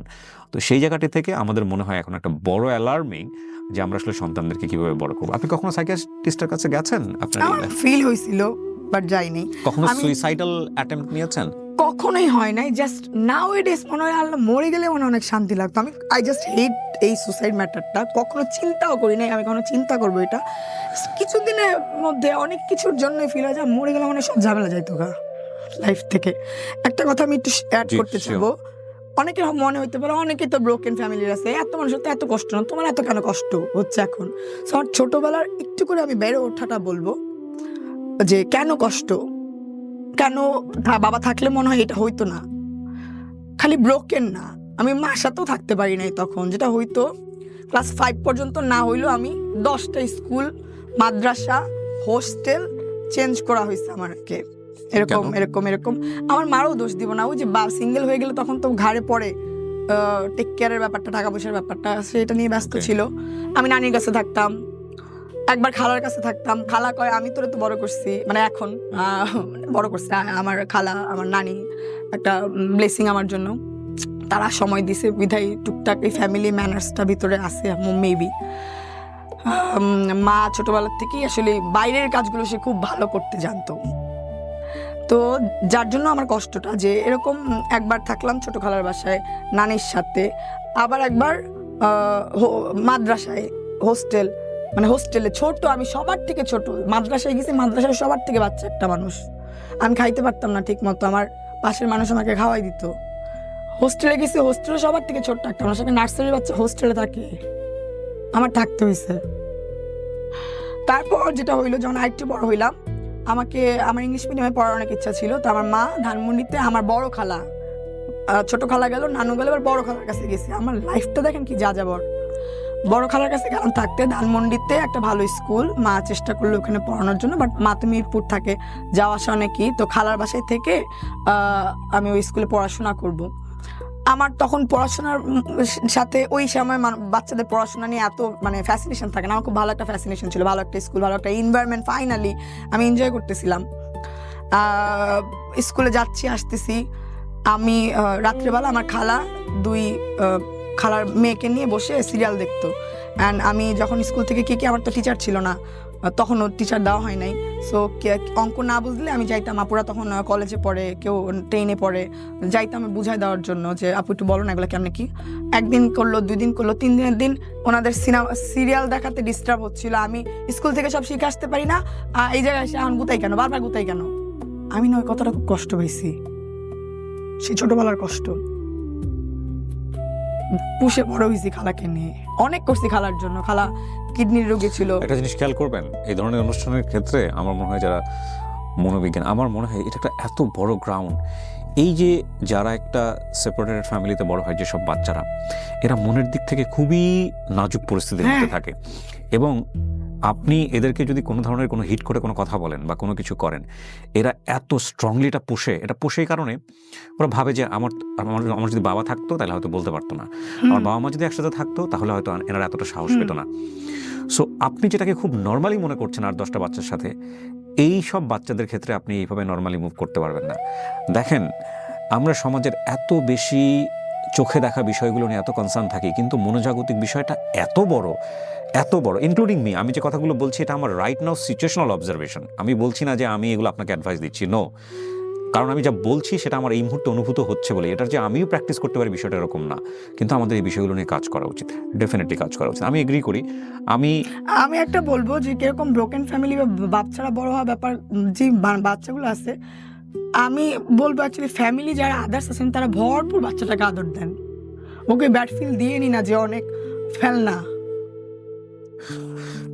এবং আমি এটাও বলবো যে বাবা এবং মায়ের জায়গাটা থেকে একটা মিউচুয়াল রেসপেক্ট থাকা উচিত। আপনারা সংসার যখন করতে পারছেন না, একটা মিউচুয়াল রেসপেক্ট থাকা উচিত যে তুমি আমার সন্তানের মা, তুমি আমার সন্তানের বাবা। এই জায়গাটায় কোনো রকম অসম্মানের কোনো কিছু না হওয়ার। আমি রিসেন্টলি এই মুহূর্তে আমার রাইট নাও মনে পড়ছে, আপনি চিনবেন বাংলাদেশের খুবই বড় 2জন সেলিব্রিটি, মিমি তাহসান মিথিলা ওনাদের ডিভোর্সের পরে ওনাদের বাচ্চাদের যে টেক কেয়ার করার ব্যাপারটা, এটা খুবই প্রশংসনীয়। শুধু তাই না, আমি খুবই লম্বা সময় ধরে সংসার করেছে। আমি এসআই টুটুল এবং তানিয়ার কথা বলছিলাম। তানিয়াপুর আমি আপু বলে অ্যাড্রেস করছি বিকজ উনি আমার অনেক সিনিয়র, এবং আমি ওনার একবার ইন্টারভিউ করার সুযোগ হয়েছিল হাজব্যান্ড ওয়াইফ পাশাপাশি এবিসি রেডিও। ওনাদের হয়তো মনেও নাই, they were the best couple, believe me, এত ভালো কাপল। যখন এই সম্পর্কটা ভেঙে গেছে, অনেক সময় হয় এটা মন খারাপ হয়েছে, বাট ওনার একটা ইন্টারভিউর লাস্ট একটা লাইন যেটা আমার কাছে এত বেশি ট্রিক করেছে মাথায়, ওনার সন্তানদেরকে নিয়ে উনি বলছিল যে I am the last man, যে ওনার বাচ্চারা কখনোই এসআই টুটুলকে রেসপেক্ট করবে এটা উনি মেনে নেবে না। এইভাবেই উনি বলেছে যে I am the last man, মানে ওনার বাচ্চারা কখনো এসআই টুটুলকে রেসপেক্ট করবে এটা উনি চায় না। So this is the thing, মানে এইটাই হওয়া উচিত। মানে সংসার টিকতেছে না, এটা তো ভাই আমরা দুজন ভালো থাকতে পারলাম না, এই কারণেই সংসার টিকতেছে না, কিন্তু বাচ্চারা তো আমরা দুজন নিয়ে এসেছি। সো ওই জায়গাটা একটা মিউচুয়াল রেসপেক্ট থাকা উচিত, এবং সেই রেসপেক্টের জায়গাটা অবশ্যই ছাড় দিয়ে, যে না সন্তানকে একজন এভাবে বড় করতে চাচ্ছে, আরেকজন এভাবে বড় করতে চাচ্ছে, ফাইন, কিছু জায়গায় ছাড় দিয়ে করো, বাট সন্তানকে জাজের ভূমিকায় তুলে দিয়েন না যে তোর বাবা আমার সাথে এটা করছে, তোর বাবা এটা ছিল, তোর মা আমার সাথে এটা করছে এই কারণে তোর মা এটা ছিল। অনেক সময় হয় না এসআই টুটুলকে রেসপেক্ট করবে এটা উনি মেনে নেবে না। এইভাবেই উনি বলেছে যে I am the last man, মানে ওনার বাচ্চারা কখনো এসআই টুটুলকে রেসপেক্ট করবে এটা উনি চায় না। So this is the thing, মানে এইটাই হওয়া উচিত। মানে সংসার টিকতেছে না, এটা তো ভাই আমরা দুজন ভালো থাকতে পারলাম না, এই কারণেই সংসার টিকতেছে না, কিন্তু বাচ্চারা তো আমরা দুজন নিয়ে এসেছি। সো ওই জায়গাটা একটা মিউচুয়াল রেসপেক্ট থাকা উচিত, এবং সে রেসপেক্টের জায়গাটা অবশ্যই ছাড় দিয়ে, যে না সন্তানকে একজন এভাবে বড় করতে চাচ্ছে, আরেকজন এভাবে বড় করতে চাচ্ছে, ফাইন, কিছু জায়গায় ছাড় দিয়ে করো, বাট সন্তানকে জাজের ভূমিকায় তুলে দিয়েন না যে তোর বাবা আমার সাথে এটা করছে, তোর বাবা এটা ছিল, তোর মা আমার সাথে এটা করছে এই কারণে তোর মা এটা ছিল। অনেক সময় হয় না, পারি না আমরা, কিন্তু এইটা আলটিমেটলি দিন শেষে মায়েরও ক্ষতি না, বাপেরও ক্ষতি না, সন্তানের ক্ষতি। ফাইনালি ওই স্কুলটা আমি পড়তে পারলাম না, মিডিলে না, খুব অল্প কিছুদিনের মধ্যে স্কুল থেকে আবার চলে আসতে হইলো, বাংলা স্কুলে ভর্তি হইলাম, আর ওইখান থেকে আর কি একটা জায়গায় পড়ার একটা হ্যাবিট। প্রথম কথা হচ্ছে যে আপনি একজন বর্ন ওয়ারিয়র, হ্যাঁ, আপনি একজন জন্মগতভাবে একজন যোদ্ধা। কিছু যুদ্ধ চোখে দেখা যায়, কিছু যুদ্ধ চোখে দেখা যায় না, এবং আপনার এই চোখে না দেখা যুদ্ধটা অনেক শক্তিশালী একটা যুদ্ধ। এত কিছুর পরে আপনি সোসাইটিকে ফেস করছেন, আপনি নিজের সংসারের জায়গাটা ফেস করেছেন, আপনার বড় হয়ে ওটা ফেস করেছেন, এবং খুবই স্ট্রংলি নেগেটিভলি ফেস যেটাকে বলে করে আপনি এখনো সার্ভাইভ করছেন। ওই যে আপনি বললেন ওরা খুব ভিতরে মানে কি বলে নাজুক থাকে, উইক থাকে, অ্যাকচুয়ালি আমি নিজেকে নিজে ওরকমই মনে করতাম 3 বছর আগ পর্যন্ত। বাট রাইট নাও আমি মনে করি আপনার বেঁচে থাকার সবচেয়ে বড় অবলম্বন হচ্ছে আপনার মেয়ে, রাইট? সত্যি কথা। সো আপনি ওর ওয়ার্ল্ডটাকে বেস্ট করেন, মানে আপনার উপর দিয়ে যেটা গেছে সেই অভিজ্ঞতার জায়গাটা থেকে আপনি ওর পৃথিবীটাকে সুন্দর করার চেষ্টা করেন। আমার একটা প্ল্যান আছে ওর জন্য, আল্লাহ যদি আমাকে সামর্থ্য দেয়, আমি আমার মেয়ের জন্য আমাদের কি হয়, বাপের বাসা নাহলে মার বাসা, জামাইয়ের বাসা, আমি আমার মেয়ের জন্যই আল্লাহ যদি আমাকে সামর্থ্য দেয়, মেয়ের নামে লিখে ওকে একটা সুন্দর বাসা, ওটার জন্য যাবতীয় তার চলার জন্য যা যা লাগে সব ক্রিয়েট করে রেখে দিয়ে, মা এটা তোর বাবার কি হইলো, তোর মার কি হইলো, তোর হাজবেন্ডের কি হইলো, কোনো কিছুর তো একটা করিস না, তোর পায়ের নিচে যেন একটা মাটি থাকে, তোর এইটা তোর জায়গা। আমার কাছে এখন এটা ফিল হয় যে আমি এটা ওর জন্য বানায় রেখে যেতে চাই, যদি আল্লাহ আমাকে সামর্থ্য দেয়। ইনশাআল্লাহ দোয়া থাকলো আপনার এই পরিকল্পনার জন্য। প্রিয় দর্শক এবং শ্রোতা, শেষে এসে আমি আবারও রেসপেক্টের চোখে বলছি যে উনি ওনার ব্যক্তি জীবনের গল্পটা এনেছেন, ওনার ব্যক্তিগত জীবনকে আমরা জাজমেন্টে নিব না। আমরা শুধু এই গল্পটা থেকে একটা মেসেজই দেবার চেষ্টা করেছি যে এই ধরনের পরিবারে সন্তানদের বড় করার ক্ষেত্রে আমাদের কি ধরনের ভূমিকা নেওয়া উচিত। আমি আবারও বলছি, অনুষ্ঠানের শেষে এসে যাদের কথাগুলো এখানে এসে তাদের পরিচয়গুলো আমরা গোপন করেছি, নট অনলি দ্যাট, আমরা অনেকগুলো বিষয় ফেলে দিয়েছি। তাদের প্রতি আমাদের কোনো অভিযোগ নেই, অনুযোগও নেই, এবং তাদের কোনো ধরনের আত্মসম্মানে আঘাত না লাগুক সেই বিষয়টাতেও আমরা বেশি করে জোর দিতে চাই। এবং আমার মনে হয় লাগা উচিত না, এটা আপনার ব্যক্তিগত ফিলিংস। আমার কাছে আমি জানি না কোনো বাচ্চার কাছে এটা ফিল হবে কিনা, আমার কাছে তারা দুজনই দোষী, সত্যি কথা না, কিন্তু আমি চাই না যে আমাদের অনুষ্ঠানের জায়গাটা থেকে এই বিষয়টাকে এমফাসিস দিতে। তারা দিন শেষে আপনার বাবা দেখবেন যে হয়তো আমি আসছি সাহস করতে পারছি এটা বলার জন্য, না আমি এটা বলছি এটা সাহস করতে পারছি, দেখবেন এর থেকে আরো অনেক ক্রিটিক্যাল, অনেক ডেঞ্জারাস বিষয় মানুষ সাহস পাবে, বলার জায়গা পাবে, নিঃশ্বাস ফেলাইতে পারবে। এই বিষয়গুলো না একটা ক্ষতের মতো, এগুলো আসলে কাউকে অ্যাড্রেস করছি না আমরা। যারা ওনার সাথে খারাপ ব্যবহার করেছেন বা যেভাবে হয়েছে তাদেরও নিশ্চয়ই অনেক যুক্তি আছে, কিন্তু আমার কথা হচ্ছে যে যেই বাচ্চাটা বড় হচ্ছে তাকে কোনোভাবেই এই সাফারিংসের মধ্য থেকে দূরে রাখা যায় কিনা, এইটাই হচ্ছে আমার মূল লক্ষ্য, এবং এটার জন্য আমাদের ইনস্টিটিউশনাল ফ্রেমওয়ার্ক থাকা উচিত। এবং এটার জন্য আমাদের পরিবার থেকেই কাজ করতে হবে, এবং এটা একটা বড় মনোজাগতিক যুদ্ধ, এবং এই যুদ্ধে আমাদেরকে উইন করতেই হবে। আমি অনুষ্ঠানের মাধ্যমে স্পেশালি আহ্বান করতে চাই যে এরকম ব্রোকেন ফ্যামিলিতে বড় হয়েছেন, কিন্তু বাবা এবং মা বোথ সাইডকে রেসপেক্ট করে বড় হয়েছেন এবং সেই সুযোগটা দিয়েছেন, এরকম ছেলে মেয়ে যদি থাকেন, প্লিজ আপনারা আমাদেরকে মেইল করেন। আমার মনে হয় এগুলোকে আমাদের এখন বেশি বেশি ফোকাস করা উচিত এবং এই বিষয় স্টোরিগুলো নিয়ে আমাদের সামনে আসা উচিত। লামি, আমি অনেক ধন্যবাদ জানাই। আপনার তো কোনো উপকার হবে না ডেফিনেটলি এই স্টোরি দিয়ে, বাট আপনি যতক্ষণ গল্প করেছেন আমার মনে হয় আপনি কিছুটা হলো হালকা হয়েছে। হ্যাঁ, আমি হালকা হয়েছি।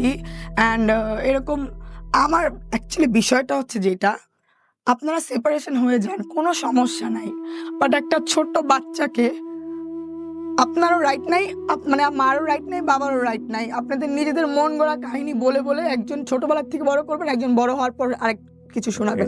আপনাদের এই রাইট নাই। এক্স্যাক্টলি, উচিত না। ইটস আ রিভেঞ্জ গেম, এবং don't play with this game, don't play. Actually fact হচ্ছে যে যেই এটা প্লে করবে সেই সাফারার হবে টুমরো। আপনি তার বাপের পরিচয় ভুলিয়ে দিলে কিংবা মায়ের পরিচয় ভুলিয়ে দিলে, আপনি যদি মনে করেন আপনি উইন করবেন, আপনি নিশ্চিত থাকেন আপনার এই সন্তান সাফার করবে এবং আপনিও সাফার করবেন, এবং এটা আপনি করবেনই, এ ব্যাপারে কোনো সন্দেহ নেই। হ্যাঁ, এভাবে ভবিষ্যৎ নিয়ে কথা বলা অন্যায়, আল্লাহ সেই পরিবেশ না দিক। তবে ইন্টেনশনালি যদি বাপের পরিচয়, মায়ের পরিচয়ের জায়গাটা, বাপের সম্পর্কে মন বিষিয়ে তোলা, মায়ের সম্পর্কে মন বিষিয়ে তোলা সন্তানের ছোটোবেলা থেকেই, এটা যদি আমরা করি, আপনি যদি মনে করেন যে আপনি তারা বাপের দিক থেকে আপনি উইন করবেন, মায়ের দিক থেকে আপনি উইন করবেন, আপনার চেয়ে বড় বোকা আর পৃথিবীতে কেউ নাই। কারণ এই সন্তান মনোজাগতিকভাবে খোড়া হয়ে বড় হচ্ছে, এবং তার জগৎটা আপনি হয়তো বা দেখতে পাচ্ছেন না যে কত বড় ক্ষতি আপনি করছেন। প্রিয় দর্শক এবং শ্রোতা, শেষ করছি আজকের এই এপিসোড। আমি আবারও বলছি, লামিয়া এবং লামিয়ার পরিবারকে আঙুল দেখানো নয়, লামিয়ার কোনো জায়গাকেই আমরা প্রশ্ন করব না, জাজমেন্টে নিব না। আমরা শুধু একটা জায়গায় কি অ্যাড্রেস করার চেষ্টা করেছি যে ব্রোকেন ফ্যামিলির একটা সন্তানের কীভাবে বড় হওয়া উচিত। আমি বলতে চাবো, যখন জানবেন যে ব্রোকেন ফ্যামিলি বা বাবা নাই, বাবা ছাড়া মানুষ, বাবা কই এই বিষয়গুলো নিয়ে খোঁচাখুচি করবেন না প্লিজ। অনেক আদর দেওয়ার চেষ্টা করবেন, ওরা একটু আদরই চায়। যারা বাবা ছাড়া আসলে বড় হয়, বাবার আদরটা তো একটু ডিফারেন্ট লেভেলের, আবার ওটা চোখে দেখি মনে হয় ওয়াও, এটা অনেক ডিফারেন্ট, এটা পাওয়ার ব্যাপারটা যেন কেমন। সো ওই মানুষগুলোকে যতটুকু পারবেন আদর দিবেন, ওই খোঁচাবেন না। শেষ করছি আজকের মতো। অনেক ভালো থাকুন। আসসালামু আলাইকুম।